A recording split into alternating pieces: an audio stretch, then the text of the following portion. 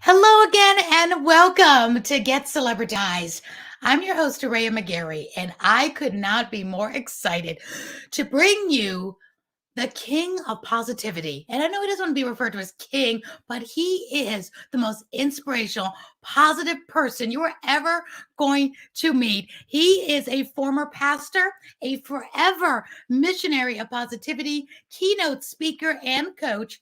He's the founder of the Vitalize Project and the Vitalize Podcast. He is flooding the world, the social media world, and all of our worlds in person and via the internet with positivity and helping people smile more. And on top of that, if you can't tell, I'm excited to bring Marcus Black on the show right now. He is such an amazing big-hearted person and a philanthropist. And you know, philanthropists are my favorite people. So I'm going to be quiet and bring Marcus Black up to the stage. Welcome. Ooh, Marcus. Hello, my friend. All of my friends. I'm so excited, elated, and ecstatic to be joining you. Thank you for having me in your powerful community, just to be able to spend a little bit of time. So I'm excited. Get your seatbelts on, buckle up. It's going to be an incredible ride.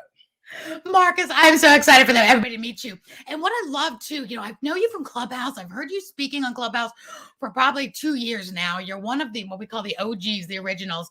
And every time you come to the stage, you light it up. You have great things to say. You empower us. You inspire us. I'm like, who is this Marcus Black? And, you were up for an award recently. We're going to talk about that in a second. But when I went to do my homework on you, Marcus, I love that on your website, and let me put that right up here now, that mblackspeaks.com, Marcus Black Speaks, you talk to us like we're your family. You have that welcome to my family. You're part of the family. Browse around. Here I am. So tell us a little bit about who you are, Marcus, for those few people that may not have ever heard of you before. Man, that is an incredible question. And who is Marcus Black, right? Ultimately, I'm just a guy. I'm a guy from very humble beginnings. As a matter of fact, I am no stranger to trauma, having gone through quite a bit of that in my childhood. My parents both fought to do the best they could, but just struggling to cope with the realities they faced in Mississippi, in poverty, in a place where there was all type of racial tension. And my dad being biracial himself, it just created a lot of internal traumas and caused him to try to fill the void with anything but what he should have been trying to fill that void with, which was alcohol, which was gambling. These are the choices he chose. And so because of that, enter me, little Marcus, into the world in that environment. So it led to a lot of difficulties coming up, a lot of sometimes living like a third world country in this country, no electricity, no food. And it wasn't that way for prolonged periods of time, but it was just moments. It was moments, and it was difficult, and everything was a struggle and a fight and a battle. And so then on top of all of that, I started struggling with crippling, debilitating anxiety at age 9. And I wish I could tell you it was just a one done, wham, bam, thank you, man. But unfortunately, it wasn't. It was a recurring nightmare that would go on to haunt me literally for many years before I learned how to get that in check. But so now you got this, you got trauma, you got on top of trauma, on top of anxiety, on top of verbal abuse. And I'm just trying to find my way in this big, cold world. And then it happened. And it meaning my wake-up call. And my wake-up call came in the form of a dance with death. I always tell people death and I did the tango, and I lived to tell about it. So spoiler alert, I'm still here, but that situation left me reeling and wondering why me? Why did I go through all of this? Why am I even still here? What is the point? What is the why? So I kept asking this question, and I wrestled with God for a couple of years before I had landed and realized you're never going to get an answer to that question. It's because the entire time I had been asking the wrong question. The question was never why me, but the question was always what for? Not why me, but what for? What is it for?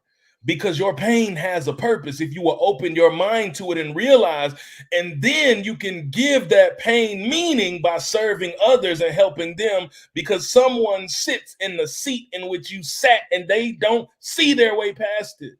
So if you ask me who I am, I'm just a guy from humble beginnings, from the mud that fought tooth and nail to figure out what this life is all about, to try to give it meaning, and have promised God that since you kept me, I don't know why you kept me, but I'm going to spend the rest of my days pouring my heart and soul out into blessing others, uplifting others, serving others all my days. And this is the result of that promise and that commitment I made.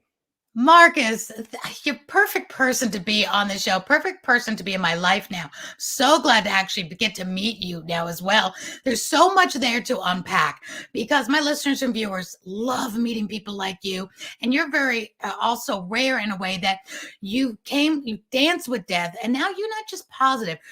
You are like extremely positive. You extremely live every single day with that positive attitude, bigger than life, not just, well, I'm going to make it through today. You really just bust open every day with this amazing attitude. So you said you're an open book. So let's unpack a little bit about a couple things. Were you an only child? And then when you hit that anxiety at 9, I know that anxiety and mental health is such an important topic now after pandemic more than ever.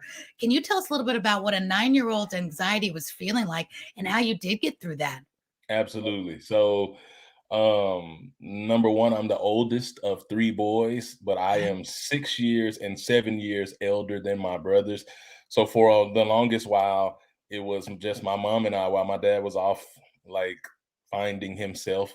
My brothers were born, and probably when they were 4 and 5 was when it was at its worst. So my preteen, early adolescent, mid-teenage age is where things were like really, really bad.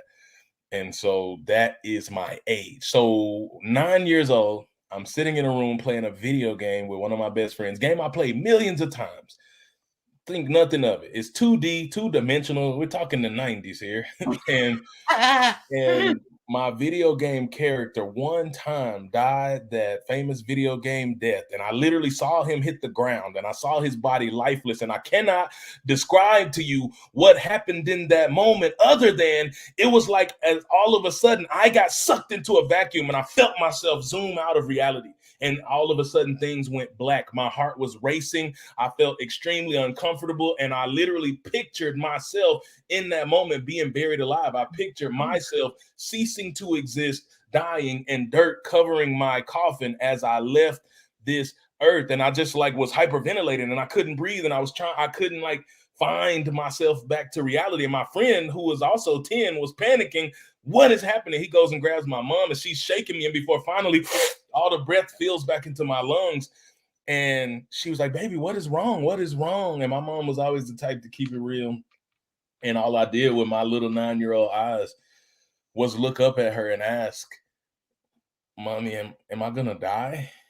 And she said, yes, baby, you are. She said, but not for a very long time. And, that was enough to comfort me in the moment. But that nightmare was one that replayed on a loop in my mind for many years of this extreme fear of death and losing my life. And I've come to realize that a large part of that was because of the reality that I faced. So my biggest fear became like dying before ever living. Wow. What's your thought then on video games for children? Because that came really real for you. Do you have a different perspective on games now for kids before we get into how you did actually have a dance with death? I don't really have a perspective because I feel like that was always a part of my journey, oddly enough. Because it wasn't Mortal Kombat and something like it wasn't extremely graphic. It was like I said, there was no blood. It was just a normal, and the guy gets up when it's done. But I do feel like that was divinely a part of my story and my trajectory because that goes into act 2 of this situation. And so I don't really feel any type of way. Yeah. I think they actually can be good for kids, honestly, because we live in a technological age. And so it's kind of like obviously within limits and boundaries. But my son can already he's getting into the basics of coding and he's 7. Nice. So, wow. Oh yeah.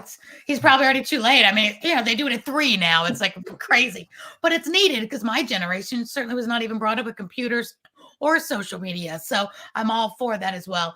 But, it's really interesting. You say it wasn't like anything like Mortal Kombat. It was just, a video game. So that was like your moment in time. God had allow just that. It was almost like a surreal moment just for you. That wasn't something that, oh my gosh, should have been playing that gory zombie like they are now, or something 3D virtual where you're in the whole thing. It was much more simplistic, but that was your moment. So tell us where that led to, because you said you danced with death. What do you mean by that? Yeah, so from that moment at 9, I catered my life to that fear. So I was the safest kid you'd ever meet. Like, Oh, my wow. friends used to do crazy things and I would not. They would climb trees, they would jump off of the house, they would ride bikes, they would skateboard. Nope, nope, nope. They would swim in the lake. Nope, nope. They would ride roller coasters. Nope. I didn't do anything because I was already Wow. overly concerned with preserving my life. Like, I don't have there's one scrape on my entire body from my childhood, and that came from a crazy other bizarre story for another day. But the Oh point my is, gosh. like, I don't have any of those crazy scars or scrapes or bumps or bruises because I was so overly concerned with protecting my life until age 18. It was a random, regular, routine night. I had been at church with the youth group, and we decided to do a youth group outing. And so we filled up a 15-passenger van, and we were getting ready to head out. And there were some little kids just before we left that ran up to the van, and they had the big puppy dog eyes. And they're like, we want to go, but there was no more room to go. So my friend, who was the pastor's son, was like, it's okay. We were older. I was 18. So we were seniors in high school. And I said, you know what? We can drive. They can ride the van. So we have a great time. Battle of the Bands in Memphis, Tennessee. It was incredible. And then we're on the way home. I'm like, I don't want to take too much time with this story. Read the book, because that story in itself is bizarre. So I have a book. We'll talk about it later. What's the name of it? It's called Asleep at the Wheel, Taking Back Control of Your Life. Okay, I saw that. Okay, so that's what it's about. Okay, I'm going to get that book. I put your website up again too. Go ahead. Yeah, so that story is where God became very real to me. But on the back end of it, we're headed home, and in that moment, I remember dozing off, which is cool because I'm not driving. I heard what literally likened to be one of the loudest explosions I ever heard in my life. It was like boom, and I was startled out of my sleep. So I open my eyes and I look up and ask my friend, yo, what is happening? That's a sound you never want to hear in a vehicle on a highway at 75 miles per hour. And he said, I don't know. And next thing you know, all of a sudden the car started jumping, shaking, fishtailing. And then next thing I know, we are flying off of the highway, Dukes of Hazzard style, nearing a bridge down into a massive median. And that was like the fastest, slowest moment of my life. Like, my head was slinging back and forth into the car. Trees were slapping me in the face. Glass was slapping me in the face. We literally knocked down about 6 trees before finally, boom, we hit a massive tree. And finally, the car came to a halt. And I sat there with my eyes closed, afraid at what I would see when I opened, because I lost one of my best friends on the planet not 2 years prior, about a year and a half prior, in a car accident on a back road going half the speed. So all I knew was that I was going to open my eyes, and what I saw was going to be the end. And in that moment, I had a revelation, a startling revelation. And that is, your worst nightmare has come true. You are about to die without having ever lived. Oh my gosh. Because I catered my life to I wasn't living. And so I liken that to Walking Dead. I was like AMC, Walking Dead, because I wasn't doing anything. It's not living. So I literally had already allowed the enemy to win because I was already not living. Right. By allowing that fear to control me. And so, like I said, spoiler alert, all 4 of us walked away from that, which does not make sense. The details of that story, we had to push, like, the car was accordioned in, scrunched in, steel was combined. We couldn't get out. It was smoking. There was gas everywhere. I thought it was going to explode. Maybe I watched too much Dukes of Hazzard. Watch too many, Fast and Furious movies. So I'm just waiting on that car to explode. And one of my friends couldn't breathe. So we're carrying him about 25 feet up the side of a highway because we're down in a ditch. And we get to the top of the hill, and there's a huge pickup truck there, and there's a man running towards us. And he's a doctor who just gotten off his shift at the hospital.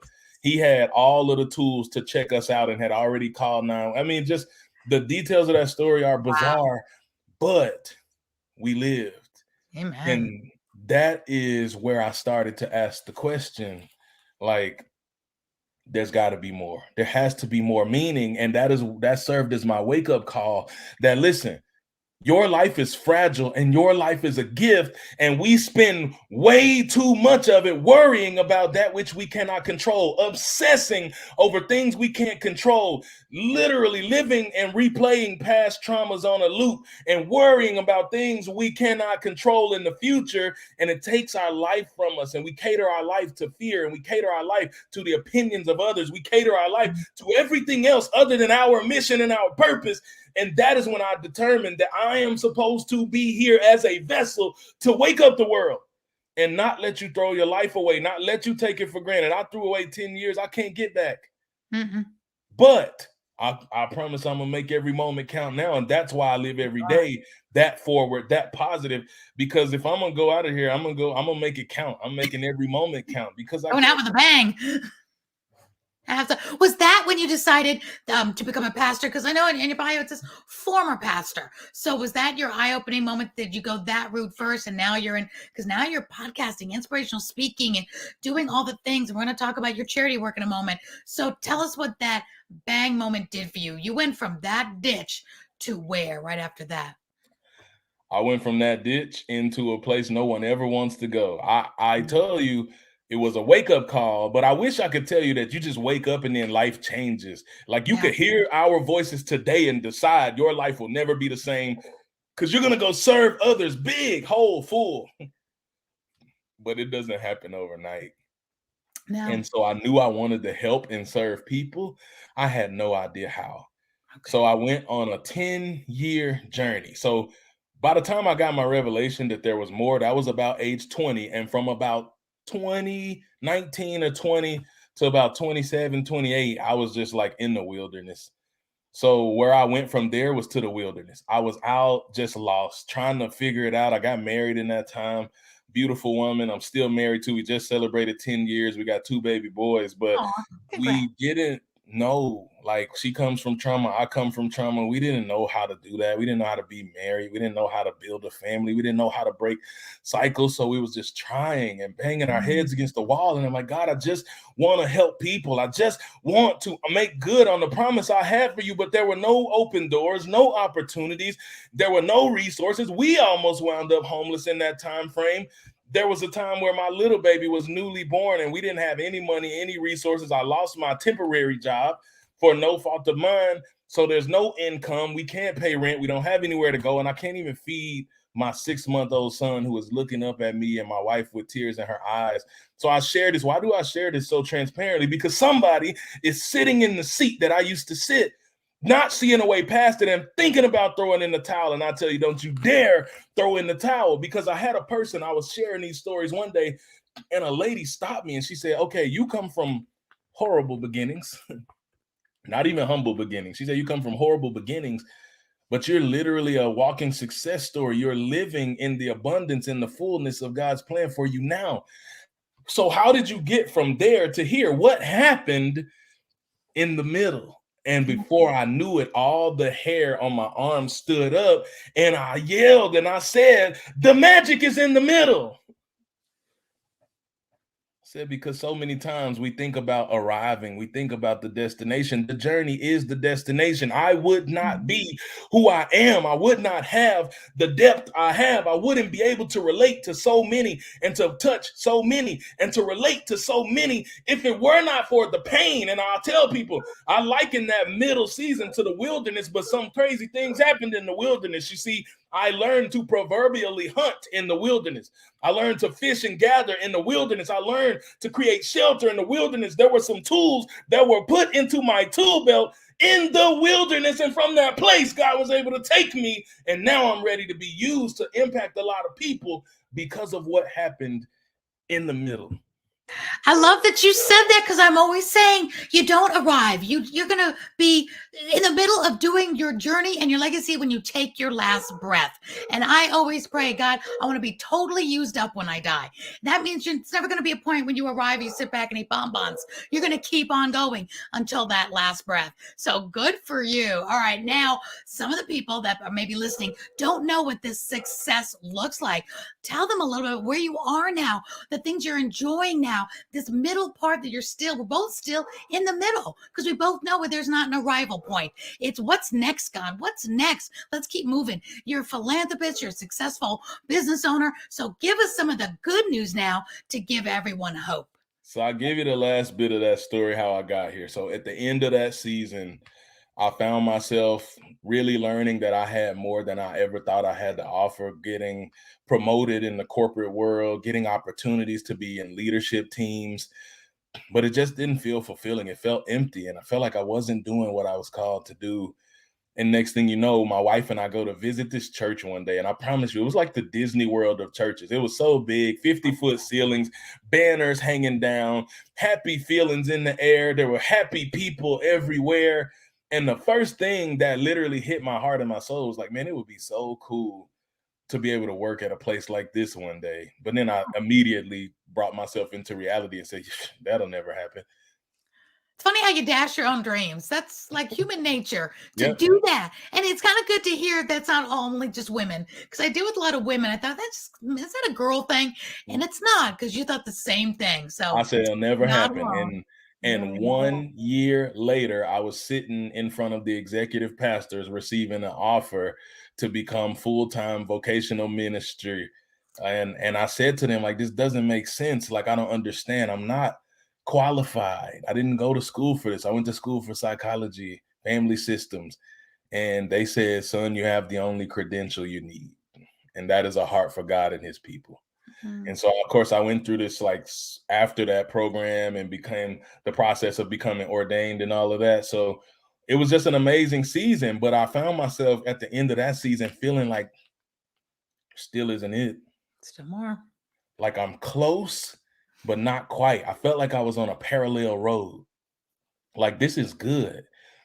But it wasn't my heart and what I really felt I was on the planet to do. I remembered the day I was sitting in my office, looking out the windows, a huge outreach. There were thousands of people, families from the community. We had this huge carnival where we fed them and there were gifts and treats and just serving the community. And I remember thinking like, as beautiful as this is, as many people come through here and get served every week, as powerful as this is, what about the people who ain't never coming here? What about the people who've already written off God? What about the people who said that's not for me, or they've been hurt by people? They've been hurt by people who represent God. They've been hurt, or they just don't believe at all. And they just say that's not for me. And that's cool. I'm like, what about them? Do they not need love? Do they not need care? Do they not need hope? Do they not need inspiration? Do they not need someone to wrap their arms around them? And then the question popped into my mind, well, who's going to do it? And I was like, I don't know who that's going to be. Hey, looking around. And I felt it in my soul that it was supposed to be you, son. And I'm like, I can't do that. And God was like, you can. It's not about you. It's not your strength that you walk in. It's mine. And so I fasted and I prayed and I fasted and I prayed. And I was like, man, I got it good. That church had mega plans for me.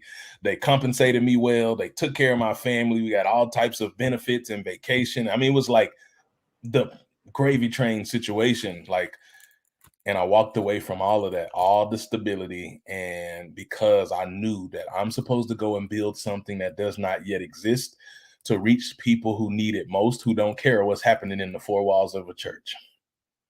And so I took that leap of faith and I left my job and I asked my wife, like, and she was on board, and it got really tough. And I started working for a local nonprofit just to make a little bit of money, serving inner city kids and youth. And within that season is when I decided I'm going for everything God placed in my heart. I'm not holding nothing back. I'm not playing small. I reached out to, I took time and I researched who my favorite speaker was.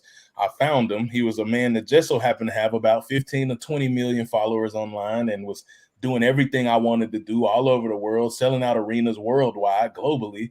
Like, and I said, I want to be where he is. So I reached out and said, and who was that?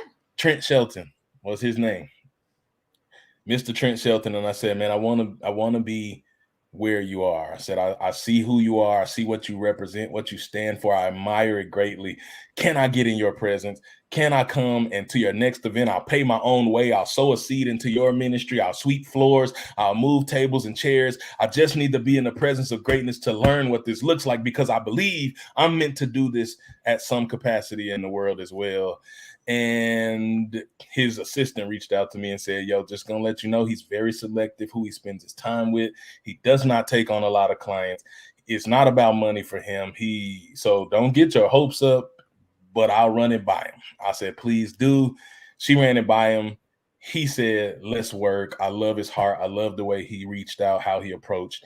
That opened so many doors. He poured everything into me. He gave me the entire blueprint. And from there, it was him. I wound up working with Les Brown. Next thing you know, I got in a car accident, another one. I've been in a lot of car accidents. Gosh. I feel like somebody really doesn't want me on the planet. I was just in one. None of these are no fault of mine, by the way. Right. Hey, I get you. I've been in one just a couple weeks ago. No fun.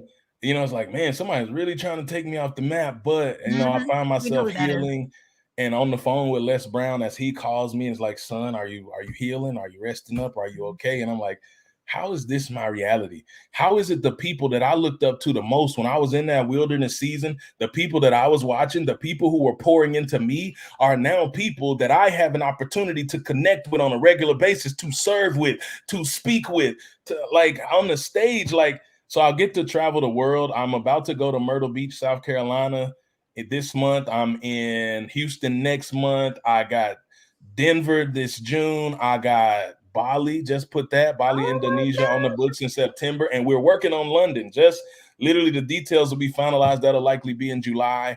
But I get to do everything I set out to do, which is travel the world, pour into people, and to be able to see the world and use my story to help others. I have getting all type of accolades. I'm a best-selling author. The podcast has listeners in over 50 countries. When you ask me what success looks like, every single day I get to wake up full of joy, full of zest, full of vigor, to pour my heart and soul out and to get to serve others and share the story and teach others to share the story and teach others how to leverage their voice and their gift and their relationships to create massive impact.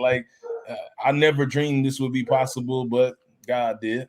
God knew that. And, you were talking about, who am I to do this? I'm not qualified. God doesn't want your ability. He wants your availability anyway. And you have that.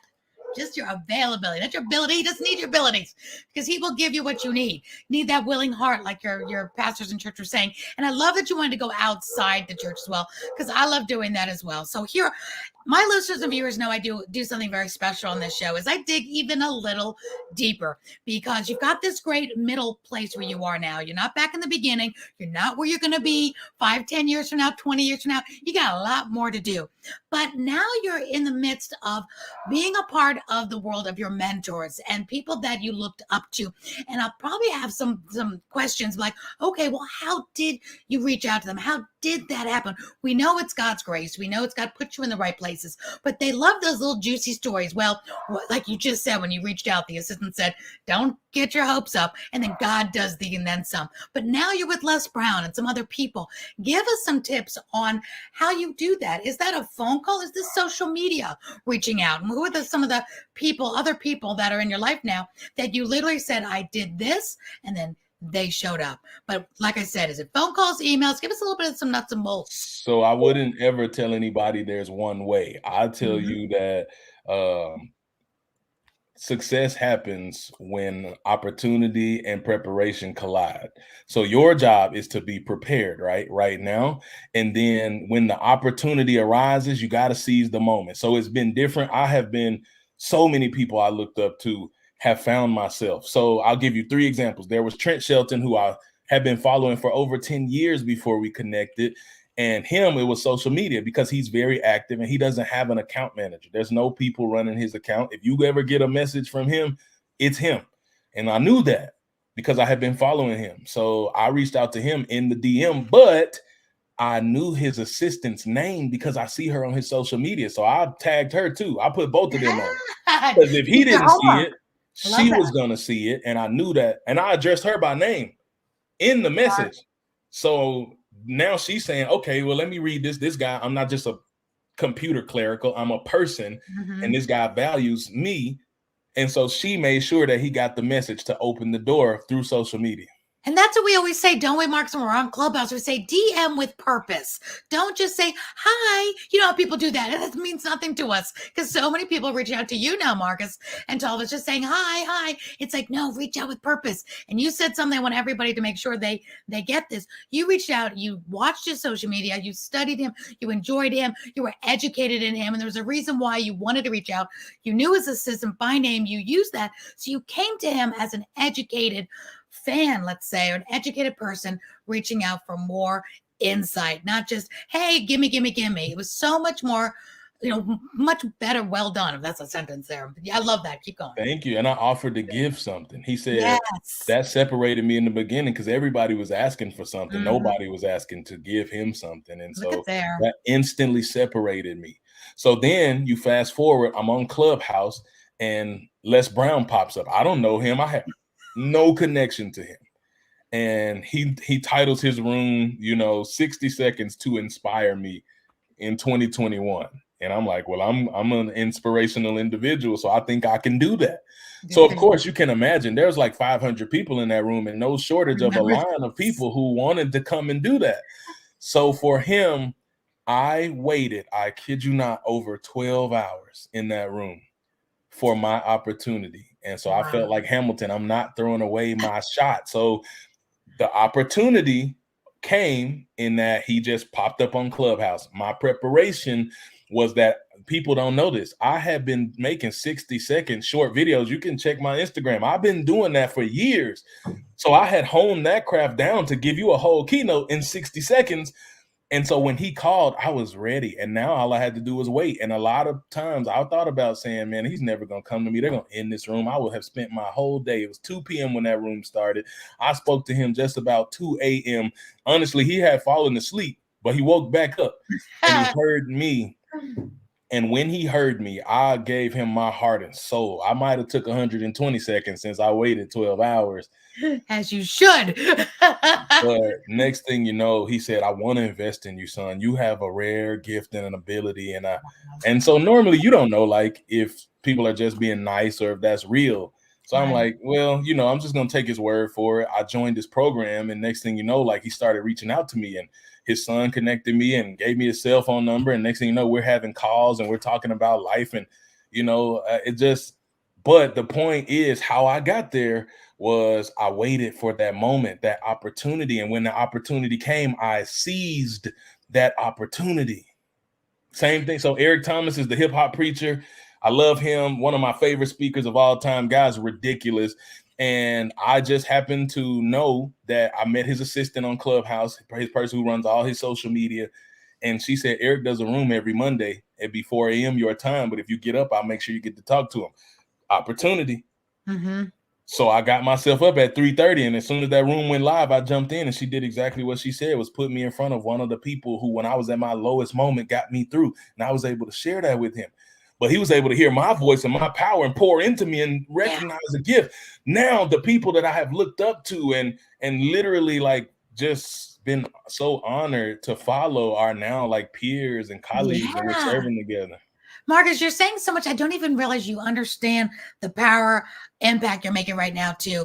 I deal with a lot of people and you just said a whole mouthful when you said seize the moment. You were prepared, the preparation, meeting opportunity, all this stuff that everybody knows and they know that's the way it is. And then here you are in living color doing this. Not only did you wait for your moment, but then you had to wait some more, another 12 hours. You know how many people would have hopped off after an hour? I remember those rooms. I was probably in that room because I remember the Les Brown room for that. So you think after 4 hours, people would hop to pour it off. And they did. Not only that, but then here's the kicker, because people have just said this to me, because now they're on Clubhouse. We deal with lots of different time zones, right? And we can't do a masterclass or, I do boot camps and trainings, and we can't do one that's going to be perfect time for everyone around the world. And when you get people that say, well, I'll try, but 7 a.m. is really early my time. It's like, how bad do you want it? And 7 a.m., really? You were up at 2:30. Our newscasters are up at 2:30, 3:30. How bad do you want this moment in time? Stay up all night, wait for 12 hours, and you just brought it home for me. You wanted it bad enough to say, I don't care what time it is. And not upon, it's 2:30, I can't get up. You're probably up a half an hour before that and brush your teeth, ready to go. Even though they can't see you, you were ready to make that impression, still realizing it may not happen, but if it doesn't happen, it's okay. But it's not going to happen if I don't get up and show up. You can't win that game you're not willing to play. That's right. You got to show up, to go up. And you're so an example of that. And now I want to talk before we have to close up. This is such a great conversation. You really do give everyone hope that, if you do give the extra mile, the and then some, stop thinking of all the reasons why you can't. It's not going to be you. This probably won't happen. All right. Think those things, but don't follow up with those things. Do it anyway. Feel the fear, feel the insecurity, do it anyway, because you never know. And it might not be the right opportunity for 5 other people, but it's your opportunity. That was your moments, and everybody has them. We just have to not give up. Imagine if you got off that clubhouse room after 11 and a half hours. You could have missed it. And you didn't. You were determined. So with that, you're also a philanthropist, and we all have come to you. In such a big way. I was so impressed with all of the friends from Clubhouse, not just voting for you, investing in you, buying more tickets, doing what we had to do, because this went to a good cause. So tell us as we close up, gonna have to have you back, because you're gonna be doing even bigger things. And I want the world to keep watching you and knowing you, because you help the world. We were voting for you for the Cheer Choice Award. Tell us about that, because it helps children. And I just love nonprofits and children so much. So that was founded, the Cheer Choice Awards was founded by another organization called Spread the Cheer USA, a registered nonprofit. And it was founded by actually a social media influencer who said, I'm tired of us receiving bad rap. I'm tired of everybody acting like we're just mindless people making videos, dancing, or creating drama in the world, or brainwashing your children. Like, we can use our platforms for good. What if I gathered a bunch of powerful influencers and we were able to use our platforms collectively to raise funds to go and give to families in need? And so she created ways to do that. And then she created the Cheer Choice Awards, where they twofold, they highlight influencers who are doing the work, who are using their platforms for positivity, for something that matters. And then we all leverage our platforms to bring awareness to this charity. And so it was a contest that was popped by fan vote, but people could purchase extra votes. And those extra votes went to this organization, and the families they were able to provide meals for at Thanksgiving, and the kids they were able to provide Christmas for. And so it's like every dollar was like influencers saying, we're going to do our part to make sure that you get the care you need, the love you need, and we're going to spread the cheer. So it's an incredible organization. I'm honored that they selected me. I was nominated for this award by someone. You made it all the way, Marcus, too. We don't know where you ended up. We won't know till April. It'll be in Vegas. We cannot wait. But you were in the top 1, then 2, then 1. So you have us on pins and needles, because we know you are a finalist, as you should be, because you have such an inspirational influence over all of us and all your friends. Everybody came out because you were the guy that will come out for everybody else. We really know your heart, and I just pray you win, but you've already won because you've done so much for them. So either way, no matter what happens, you have won this. The children are winners because of this. And I love when people who have them influence it, use it for good, which goes to this entire show, Marcus. Earn more, like the rappers, like whatever your calling is, however you make your money, great. Earn more so you can live more. Just like you were saying, Marcus, you weren't living. You were just trying to not die. That's not living. So that you can live more, so you can give back more. And here you are giving back more. You just need to be the poster child for my Get Vitalize podcast, because there it is in a nutshell, everyone. I can stop doing shows now. This was it. This is the perfect example.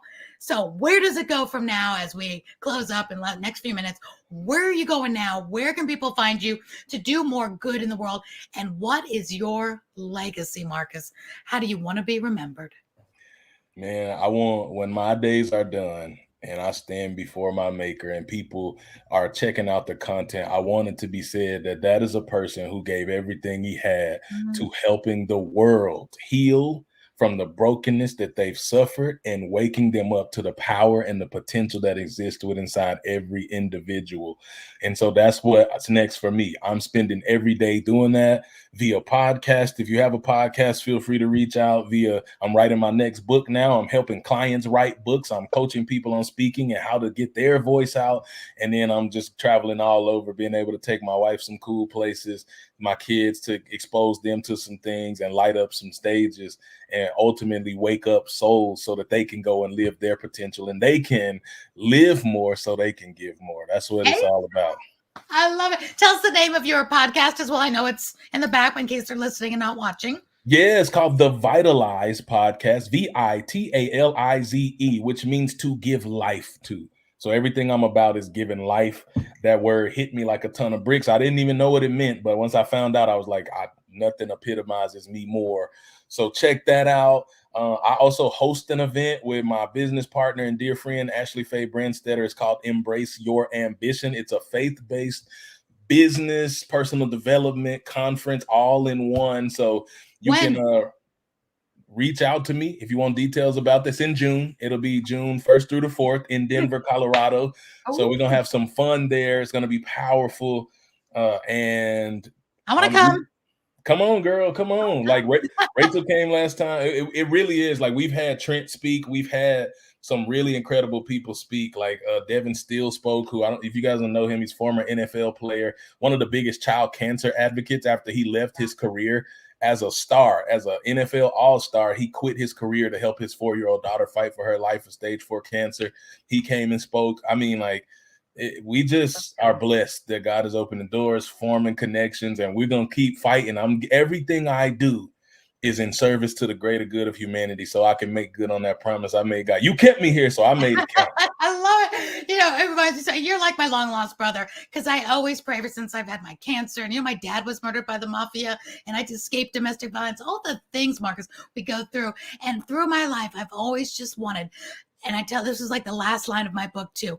When I die, I want God to be able to say, well done, thou good and faithful servant.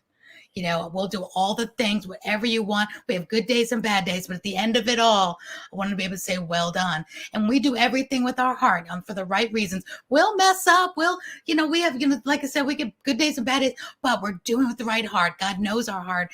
And with that, he can say, well done, and just help as many people as we can. You are so doing that, Marcus. I encourage everyone to become your friend, because you are everyone's friend. Literally, we can reach out to you and it'll be like we've known you forever. You're that type of person. I hope everybody will listen to your podcast. It's so inspiring. It's so uplifting. Everybody should listen to it just every single morning. Start your day with your podcast, because it will light you up. And just like you, Marcus, you don't just wake up in the morning, get out of bed. You just, implode and just, break down all the barriers, and there you are. Look out, devil, he's awake type of day, and I love that. I want to know more about the June event. I want to know more about everything you do. We are now friends for life, because once you're my friend, I'm there forever, unless you kick me out of your life, which I hope you never do. And whatever you're doing, I want to help and support and help everybody else listening and watching who do the same, because you're just a great person to know. Marcus, last words. Advice for anyone that might be saying, okay, this all sounds good, but I'm still in a dark place. Leave us with some good words of encouragement, inspiration for those that are still in the dark place. Listen, the words that revolutionized and changed the game for me was a quote that came from Mr. James Baldwin himself. And he said, it took me many years of vomiting up all of the filth that I have been taught about myself and even have believed before I was able to walk about the earth as though I had a right to be here. And that made the hair on my arm stand up, because I realized in reading his words that I belong here. And if you're listening to the sound of my voice, you belong here. And nobody is more significant than you. Nobody is better than you. Nobody's life matters more than yours. And when you realize that, it causes you to wake up and move differently. So I'll tell you this. If you've ever put together a puzzle, I want you to imagine with me 1,000-piece puzzle. That's a lot. That's time, labor intensive. It takes a lot to put together this 1,000-piece puzzle. But let's say you got to the very end and you spent days doing this and you finally finish and you get to the end and you're missing one piece. You know how devastated you would be, how distraught you would be, how frustrated you would be. You spent all that time for the picture to never be complete. And the first time I ever thought of that analogy, it hit me like a ton of bricks, my friend. I say to you, life is the puzzle and you are the piece. And without you in it, the picture will never be complete. Oh my God. So if you find yourself struggling and questioning your greatness and your purpose, and if you got something to give, listen to me tell you, it's your piece that completes the puzzle. So believe and receive it, own that, and go make every single day count because you can. I love y'all. Thank you for having me. Oh my God, because you can. Show us your tattoo. That is your saying, because you can. I have no word. There it is. Because you can. Your motto, because you can. Marcus, I'll never think of puzzles in the same way. I am a big puzzle person. You didn't even know that. That just hit home. I just got goosebumps. On that note, there's nothing else better I can say to close this show except thank you, Marcus, for sharing your time and your inspiration and your life and your legacy with all of us. Thank you. We're not done with you yet either. I know you'll be back. Thank you all for listening and watching to Get Celebritized. You do matter. Go out, earn more, live more so you can give back more. Bye for now. See you next time.